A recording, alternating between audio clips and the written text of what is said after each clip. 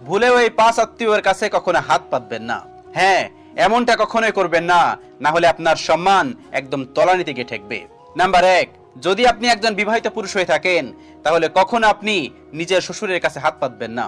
আপনার সংসারে যতই টানাটানি থাকুক না কেন, ভুলেও এই জায়গায় কখনো হাত পাতবেন না। এতে শুধুমাত্র আপনার নয়, আপনার বাবা মারও সম্মানহানি হয়। আর তাছাড়া আপনার স্ত্রী অসম্মান হবে। আর একজন আদর্শ স্ত্রী তার বাপের বাড়িতে নিজের স্বামীর অসম্মান কখনো সহ্য করতে পারে না। তাই আপনার অসম্মান হওয়া মানে তার নিজের অসম্মান হওয়া।